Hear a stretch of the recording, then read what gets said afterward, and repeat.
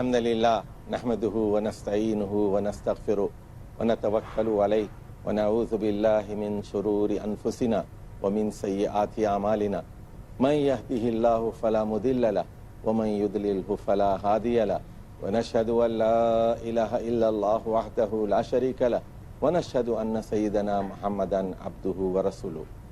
انبیاء اور ان کی دعوت، یہ ہمارا مرکزی مضمون ہے جس کے اطراف ہم مختلف پہلوؤں پر گفتگو کر رہے ہیں۔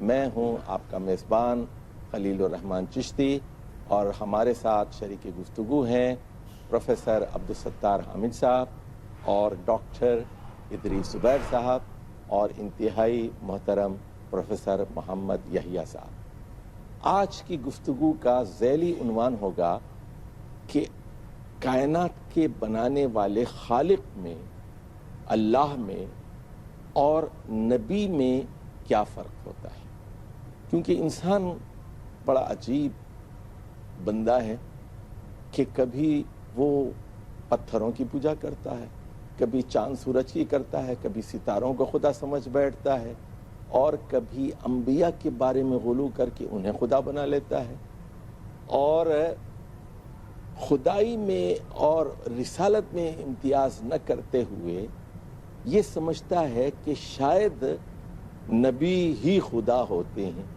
یا پھر ایسا بھی دیکھا گیا ہے کہ بعض لوگوں نے یہ سمجھا کہ اللہ تعالیٰ انبیاء کے اندر ظہور کرتا ہے، حلول کرتا ہے۔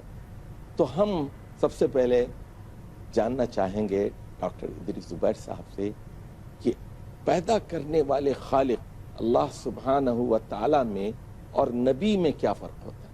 یہ تو ہم نے کہا تھا کہ نبی اللہ کے منتخب کردہ انسان ہوتے ہیں، لیکن ایک خاص کردار کے حامل ہوتے ہیں، اور ان میں وہ بھرپور صلاحیت ہوتی ہے کہ اللہ تعالیٰ کی طرف سے کی گئی وحی کو وصول کر سکے۔ شکریہ جناب چشتی صاحب۔ بسم اللہ الرحمن الرحیم۔ فرق کو ظاہر ہے ہم یوں محسوس کر سکتے ہیں کہ اللہ تعالیٰ کی ذات، جس کا تعارف اللہ تعالیٰ نے آیت الکرسی میں بھی ارشاد فرمایا، سورۃ الاخلاص میں بھی فرمایا، تو اس سے تو یہی پتہ چلتا ہے کہ اللہ تعالیٰ کے پاس دو خاص چیزیں ایسی ہیں جو کسی اور کے پاس نہیں۔ ایک تو اس کے بڑے خوبصورت نام ہیں، ان ناموں کا پرتو یا کچھ نہ کچھ رنگ مخلوق میں آ سکتا ہے، لیکن ان ناموں کے ساتھ جو اختیارات ہیں ان ناموں میں، وہ اختیارات کسی اور کے پاس نہیں ہیں۔ گو وہ پرتو ہے مگر اختیار نہیں ہے اس کے پاس۔ مثال کے طور پر اللہ تعالیٰ ودود ہے، بڑی محبت کرنے والا ہے، تو یہ محبت انسانوں میں بھی ہے، ماں میں بھی ہے بچے کے بارے میں، مگر جو محبت اللہ تعالیٰ کے پاس ہے اور جس کا اختیار اس کے پاس ہے وہ ماں کے پاس نہیں ہے۔ ماں چپت بھی لگا دیتی ہے، پھر بعد میں روتی بھی ہے، پھر بچے کو سینے سے بھی لگا لیتی ہے۔ آپ نے اس پہلو کی تو وضاحت کر دی کہ اللہ تعالیٰ کی صفات کامل ہیں اور انسانی صفات ناقص ہیں، اور آپ نے ایک محبت کا حوالہ دیا کہ اللہ تعالیٰ الودود ہے۔ ہمارے اندر بھی محبت کا جذبہ ہے، لیکن درجہ کمال پر نہیں ہو سکتا۔ جیسے سب سے پہلے ہم بات کرتے ہیں والاول، کیا نبی اول ہوتے ہیں؟ اللہ تعالیٰ کا نہ کوئی باپ ہے نہ بیٹا ہے، وہ اکیلا ہے، لیکن جو مخلوق ہے جس میں نبی بھی ہے، نبی تبھی بنتا ہے جب کہ وہ پیدا ہو، پہلے پیدا ہوتا ہے اور پھر اس کے بعد اس کو نبوت کے اعزاز سے بخشا جاتا ہے۔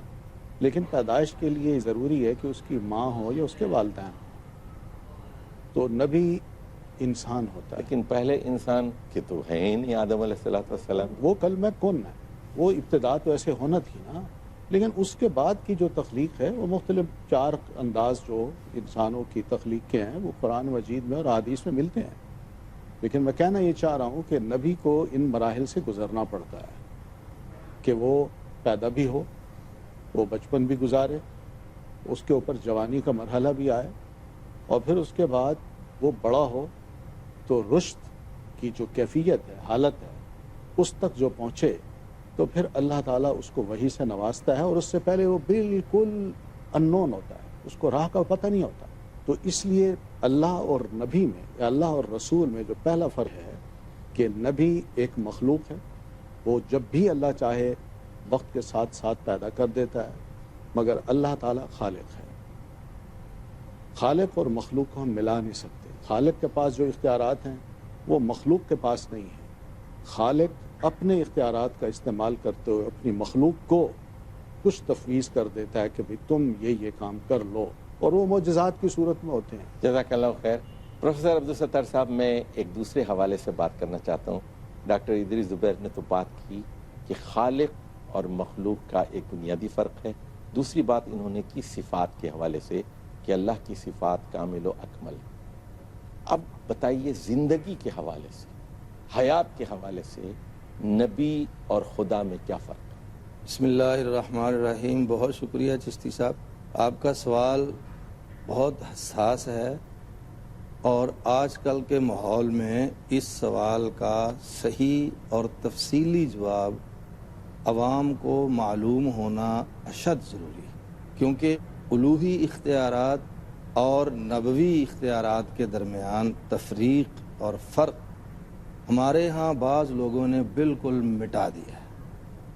اس لیے میں تفصیل میں تو نہیں جا سکتا، ایک فہرست حسب عادت آپ کی خدمت میں پیش کرنا چاہتا ہوں، اور آپ کے ناظرین کو بھی انشاءاللہ اس سے کافی فائدہ پہنچے۔ جی فرمائیے۔ پہلا فرق تو یہ ہے اللہ تعالیٰ اور نبی اور پیغمبر اور رسول کے درمیان کہ اللہ تعالیٰ کی نہ کوئی ابتدا ہے نہ کوئی انتہا ہے۔ ہر نبی کی ایک ابتدا ہوتی ہے، ایک انتہا ہوتی ہے، ایک تاریخ پیدائش ہے، ایک تاریخ وفات ہے۔ بس میں نے کہا میں تشریح میں نہیں جاتا وقت کے اختصار کے باعث۔ جیسا آپ نے کہا هو الاول والآخر والظاہر والباطن وهو بكل شيء علیم۔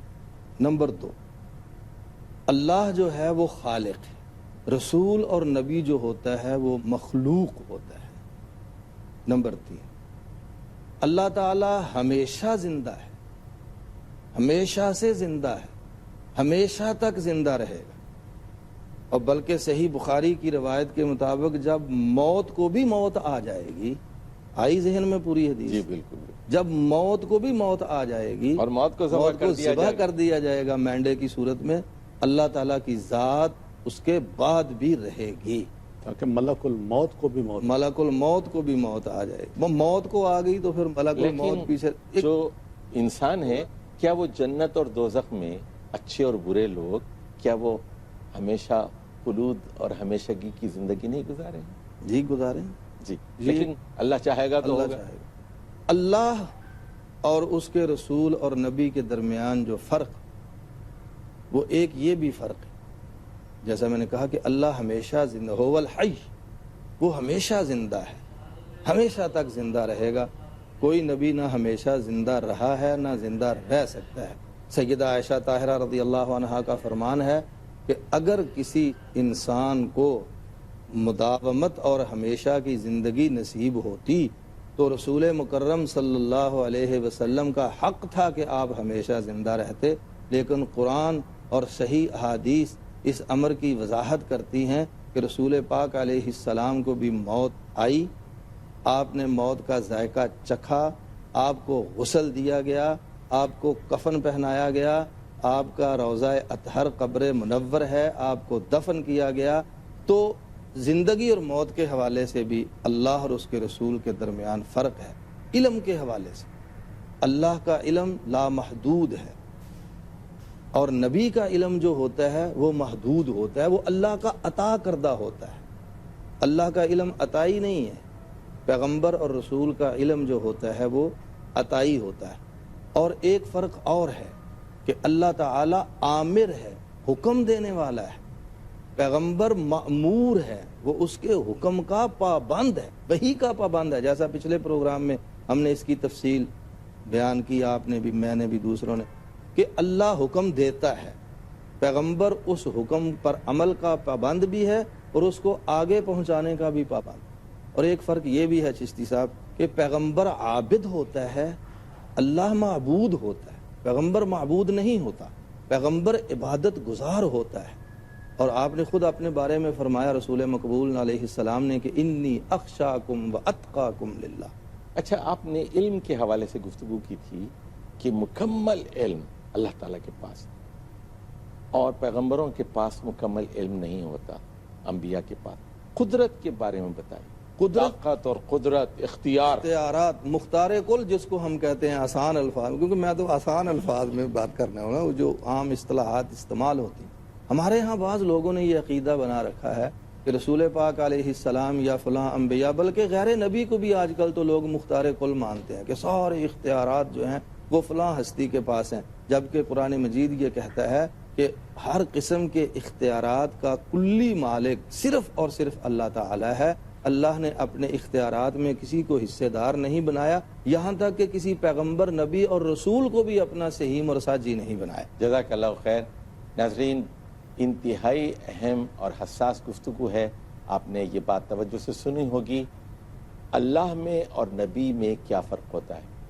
اللہ کی صفات کامل ہیں اور نبی چونکہ مخلوقات میں سے ہے، اس کی صفات کامل نہیں ہوتی۔ اللہ الاول ہے، سب سے پہلے ہے، جبکہ نبی کی ایک ابتدا ہوتی ہے، اس کی پیدائش ہوتی ہے، اس کی وفات ہوتی ہے۔ اللہ تعالی ہمیشہ سے ہے، ہمیشہ رہے گا، اللہ تعالیٰ کو موت نہیں آتی۔ انشاءاللہ ہم اس موضوع پر اپنی گفتگو جاری رکھیں گے۔ اس وقت تک کے لیے اجازت دیجیے۔ والسلام علیکم ورحمۃ اللہ وبرکاتہ۔ الحمدللہ رب العالمین والصلاة والسلام علی سید المرسلین وعلی آلہ وصحبہ اجمعین۔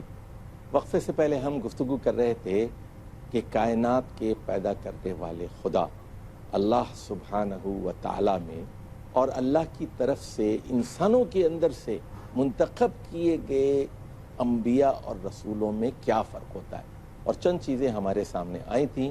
اب میں درخواست کروں گا پروفیسر محمد یحییٰ صاحب سے کہ اللہ اور رسول کے درمیان مزید امتیازات کو 2 اور 2 4 کی طرح واضح کریں، تاکہ انسان انبیاء کی پرستش سے بچ جائے اور صرف ایک خدائے واحد کی بندگی کرے۔ جزاکم اللہ، آپ نے بڑی خوبصورت بات کر دی ہے، اسی میں وہ سب بڑی بات آ گئی ہے جو ابھی میں چاہتا تھا وضاحت کر۔ انبیاء 1,24,000، ان میں سے رسول 315 یا 12، اللہ ایک ہے، معبود ہوئی ہوئی سب، ماشاء اللہ۔ خالق معبود وہی ہو سکتا ہے جو ایک ہو، واہ۔ سب اسی کی عبادت کریں۔ خالق ایک ہی ہو سکتا ہے سب کا، رازق ایک ہی ہو سکتا ہے سب کا۔ انبیاء کی اتنی بڑی تعداد خود اس بات کی سب سے بڑی دلیل ہے کہ وہ نہ خالق ہیں، نہ مالک ہیں، نہ وہ سارا اختیار رکھنے والے ہیں۔ بڑی خوبصورت باتیں کی ہیں کہ وہ پیدا ہوتے ہیں، ماں کے پیٹ کے محتاج ہوتے ہیں 8-9 مہینے کے لیے، کچھ مہینوں کے لیے، اس رزق کے محتاج ہوتے ہیں جو اللہ ماں کے پیٹ میں ان کو عطا فرماتا ہے۔ اس رزق کے محتاج تھے محمد رسول اللہ صلی اللہ علیہ وسلم، جو پیدائش کے بعد حضرت آمنہ کا دودھ بھی پیا ہے، اوروں کا بھی پیا ہے، حلیمہ سعدیہ کا بھی پیا ہے، وہ سارے رزق کا محتاج ہے اللہ کے رسول صلی اللہ علیہ وسلم۔ اللہ کے رسول صلی اللہ علیہ وسلم بچے تھے، بڑے ہوتے گئے، کون تھا جو ان کو وہ ان کی قد و قامت میں اضافہ کر رہا تھا، آپ کی پختگی فکر کی اس کو بنا رہا تھا؟ کون تھا جو رسول اللہ صلی اللہ علیہ وسلم کو اس برے ماحول میں اسی طرح رکھ رہا تھا جیسے کسی جھیل میں کمل کا پھول ہوتا ہے جس کیونکہ کوئی آلائش نہیں اس کی طرف جا سکتی۔ انکا بأعیننا، بأعیننا، سبحان اللہ، کیسا خوبصورت۔ اور آپ ہماری آنکھوں میں۔ حضرت حسان نے کہا کہ نہیں، خلقت مبرأ من کل عیب کأنک قد خلقت کما تشاء، خلقت، اللہ نے بنایا، اسی نے پیدا کیا۔ اور پھر محمد رسول اللہ صلی اللہ علیہ وسلم نے جو وضاحتیں کی ہیں، یہاں تک تو کہا، اللہ نے کہا کہ آپ ساری رات کھڑے ہوں یا رات کا زیادہ حصہ بڑا کھڑے ہوں اور یہ میرے سامنے کھڑے ہوں گے تو اس سے آپ کی بات میں اثر آئے گا۔ وہ ساری بڑی ذمہ داری جو آپ نے سنبھالنی ہے، یہ کس کی عبادت تھی جس میں مشغول رہے پہلے بھی اور بعد میں بھی؟ وہ جو صحابہ نے کہا ہے کہ رسول اللہ صلی اللہ علیہ وسلم اتنی دیر قیام فرماتے تھے کہ قدم مبارک متورم ہو جاتے تھے اور پھٹ جاتی تھی جلد، وہ کس کے لیے کھڑے ہوتے تھے؟ اچھا، میں یہ پوچھنا چاہتا ہوں آپ سے، کیا اللہ تعالیٰ کھاتا اور پیتا ہے؟ اور انبیاء کا اس سلسلے میں کیا ہے؟ کیا اللہ تعالیٰ سوتا اور اونگتا ہے؟ کیا نبی سوتے اور اونگتے نہیں؟ اسی طرح کیا یہ بازاروں میں چلتے ہیں اور جو ضروریات زندگی کھاتے ہیں پیتے ہیں اور پھر ہمیں باتھ روم انسانی حوائج اور ضروریات اور جتنی، کیا اللہ تعالیٰ شادی کرتا ہے اس کے بچے ہوتے ہیں، کہ انبیاء شادی کرتے یا نہیں کرتے، اس پہلو سے بھی وضاحت یہ ساری باتیں سوال ہی میں آپ نے کہہ دی ہیں. یہ ساری چیزیں ایک ہی طرف دلیل ہے ایک ہی بات کی کہ کائنات میں جو انسان بھرے پڑے ہیں انہی میں سے چنا ہے خاص مشن اور مقصد کے لیے. انہی کے ذریعے سے جس نے بھی فلاح پانی ہے، جس نے بھی کامیاب ہونا ہے دنیا میں اور اس زندگی کے بعد، وہ انہی کے ذریعے سے انہی کی اتباع میں ہوگا.